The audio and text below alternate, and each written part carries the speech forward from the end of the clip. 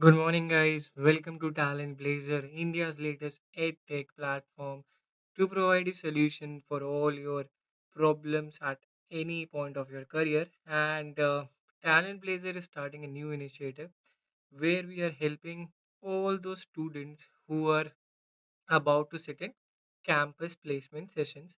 And this session, like we are starting a new series, this series will be helpful to a lot of students too, every college student who aspires to get into their dream company. And we have started a new series. This is a new initiative taken up by TalentBlazer.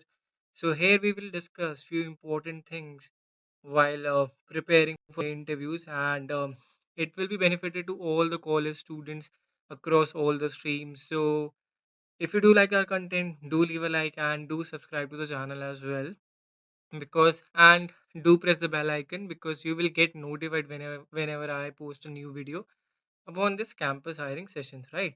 So now, if you have been through the channel, I have been doing something different on this channel.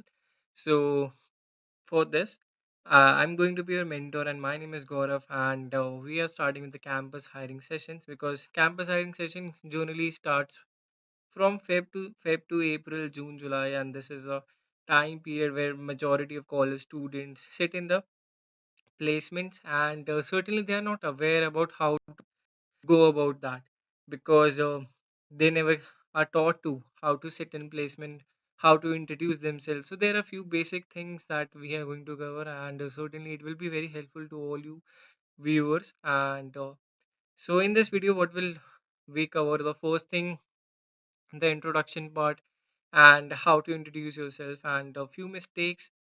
I'll talk about that as well. And towards the end of the video, I'll share a sample introduction, so which can be used at all the places or all the job interviews that, or at all the companies or at all the streams, and the job profile depending upon it. You just have to moderate it a little bit. That's it. So it will be a really helpful and great session. So yeah, let's get started. So first thing that we have to do is to, how is it asked, right? So first thing that we have to know why we have to do the introduction part, because we are covering the introduction part. Now whenever you go and sit for the interviews, let's talk about the physical offline interviews in this case. So whenever you enter the interview room, firstly you have to make sure that you are dressed well. It is very important. First impression is one of the majority or the major part of uh, your attitude, right? So you need to dress well. That's a prerequisite. You have to dress well. Very important. Now whenever you sit, whenever you ask to sit for the in the interview, now the first thing is they will ask you to introduce yourself. Now there are variety of ways that they can ask. First, tell me about yourself, walk me through your resume, talk us through your resume, walk me through your background, right? So these are the few things, and you can expect a question like this where you have to introduce yourself, right? Now most of the students are confused here. I'll tell you the reason why. Because by the time you have submitted your resume to the companies, and all the interviewers have your resume in their hand, so certainly a question goes through all the in their mind, that how do I introduce myself? Everything is mentioned on the resume already. What extra do I have to say it? Right? Now, uh, depending upon the company that you sit in the interviews, because they could be one person or more than one person. So anyone can ask you, like, tell me about yourself. Certainly, many people get blanked here because they are like, okay, I have to respond. Don't they have my resume over there? They can read it from there itself. No, you have to tell them. So, why? Let's talk about the question why. To know about your attitude towards work, right? So they certainly want to know what's your attitude towards work, and this is how they can get to know about it from the introduction part. Second, are you a good fit for the job? They'll check your confidence level, and will decide whether you are a good fit for the job or not. So introduction part is very crucial, very important, and these are the ways it can be asked to you. Like, tell me about yourself, walk me through your background, talk us through your resume. So these are the questions you can expect whenever you sit in the interview next, and especially for those students who are going to sit for the interview for the very first time. So it's very important and crucial to know how is it asked, right?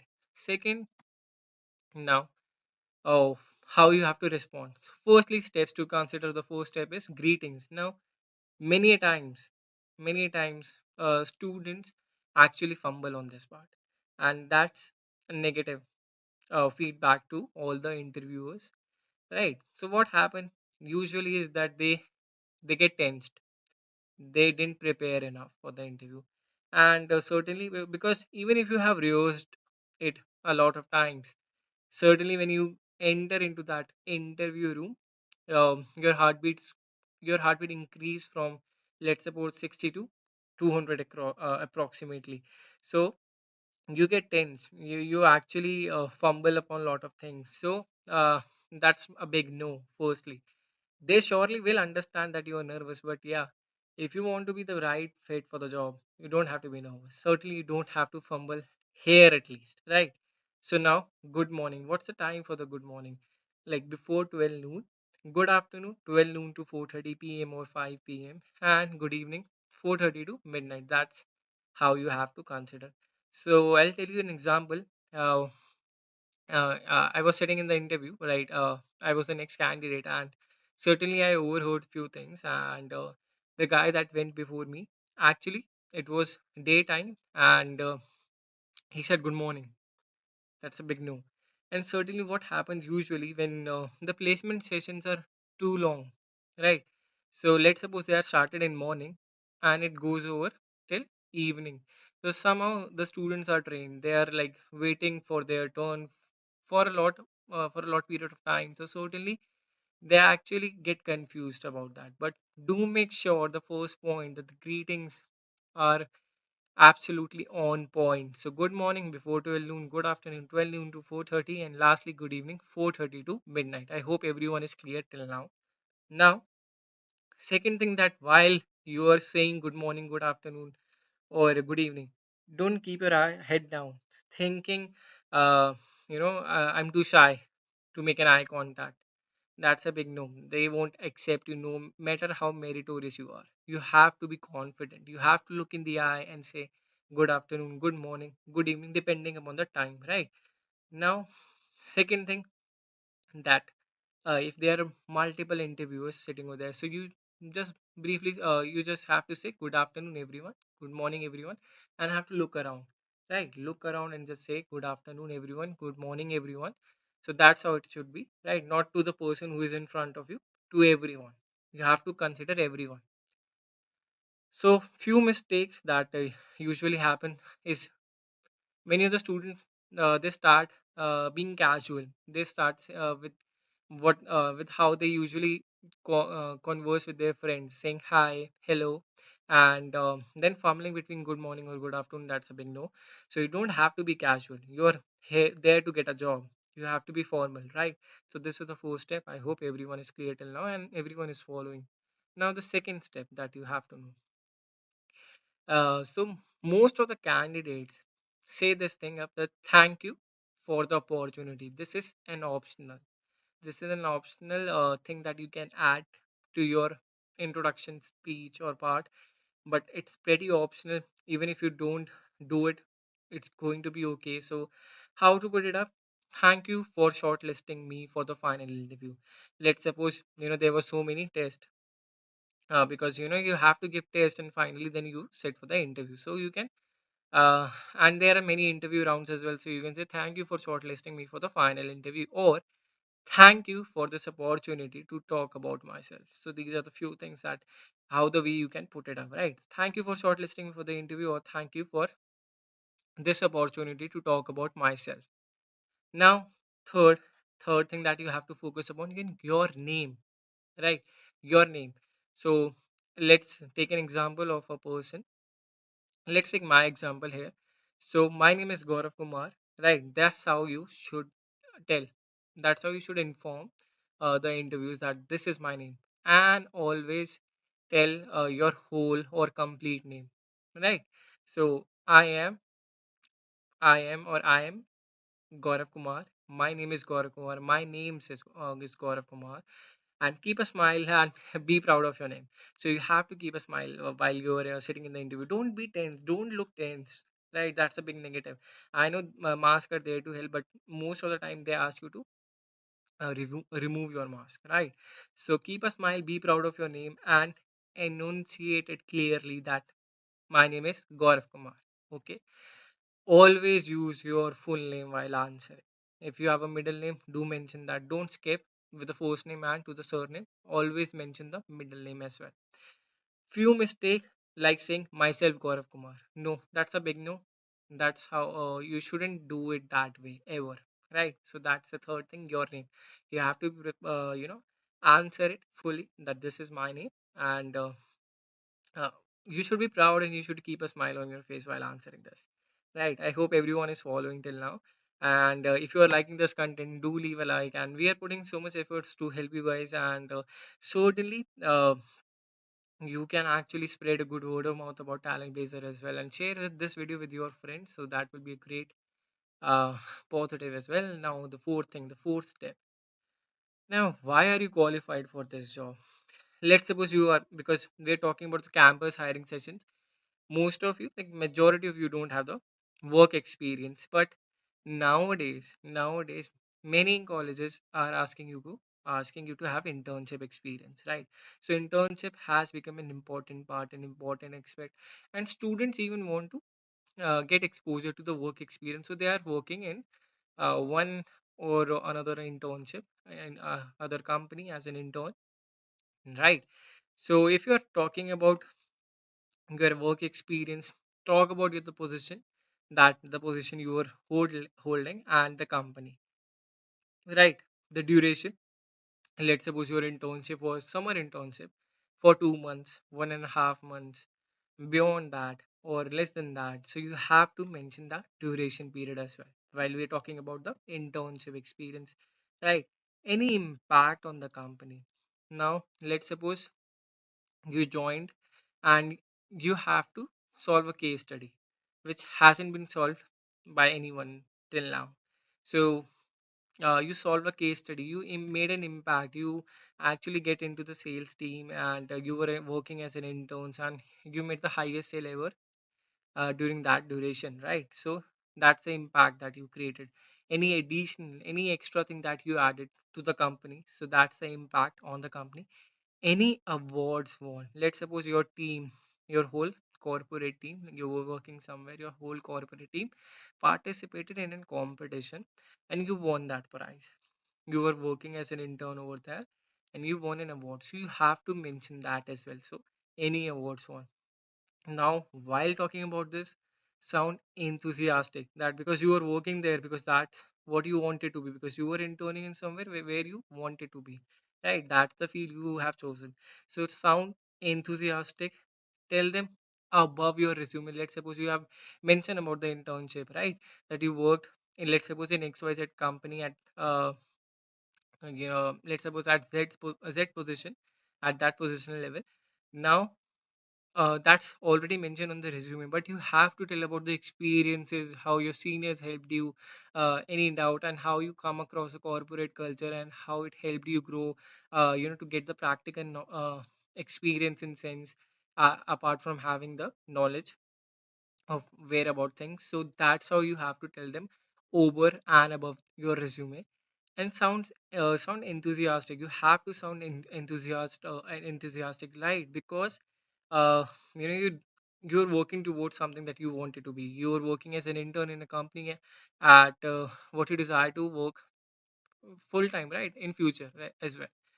Always start with your most recent position and go backward. Let's suppose you have done multiple internships. There are students who are engaged in many internships across the semesters, right? So let's suppose you have done multiple internships. So in that case, what you have to do? Always mention the most recent internship and then move backwards. And going backward is totally depending upon you. If you do want to tell them about it, you can go ahead. Else, it's a pretty optional thing because it will be mentioned in resume. You don't have to drag it on, right? So you don't have to drag it on. So if you have any work experience, you can talk about this. If you have worked as an intern somewhere, you can add this point in your introduction part. Now, let's suppose you don't have any work experience. So in that case, what's the next thing that you have to talk about is about the qualification, because these are campus hiring sessions. So you must be currently pursuing some course. Let's suppose you are currently pursuing Bachelor of Commerce or Bachelor of Technology, right? With focus on, you have to mention your specialization as well.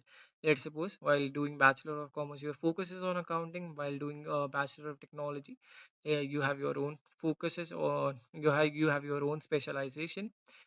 If your college is well known, mention it. Otherwise, let it pass. This isn't applicable to you guys because you are already in in campus hiring place, and those companies are coming to your college, so they are already aware about your college.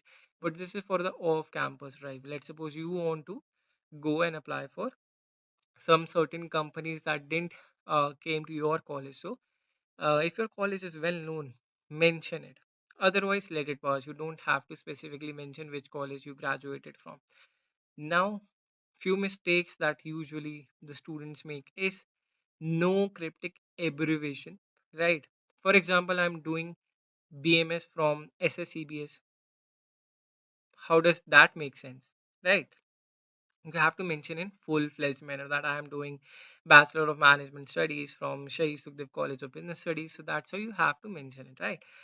Instead of putting this one in one line, talk about the project you have done in graduation, which might be relevant to the employer. Let's suppose, these days you have to submit few project as well, right? So just talking about that, I'm currently pursuing Bachelor of Commerce, and that you can finish that thing in one line. But let's suppose that you can go ahead with saying that I am currently pursuing Bachelor of Commerce, and I have done a project under the guidance of your XYZ teacher, and on this particular project where I learned about these things. And this is how you can add on, and these things are good add-ons because you have worked on a project, and that's how. And you have to mention the advantages, that what you learned while working on that project, right? Now, the next basic question: should you mention your CGPA? Don't think so, right? You don't have to mention your CGPA because it's already written in the resume, so you don't have to be specific about your CGPA. But let's suppose you are the gold medalist, you're the topper of your college, then you can mention about that. Or you were the topper of your school, then you can basically tell about that to to the interviewer, right? Now, or you can put it this way, that I have been in the top 5% of my college merit list, right? So this is how you can put it up, but don't mention your CGPA. Let's suppose your CGPA is pretty average, like 7 CGPA, 8 CGPA. Like that's a good CGPA, but still, though, you don't have to mention it unless and until it's absolutely the best, right? So this is about the qualification part.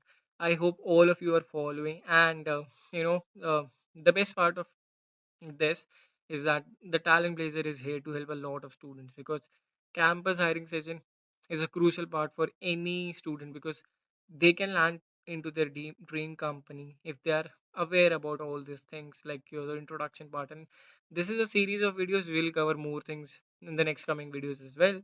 So that is why I'm saying, do subscribe to the channel and hit the bell icon so that you get notified whenever I post a new video upon the interview sessions. Now, this is the qualification part.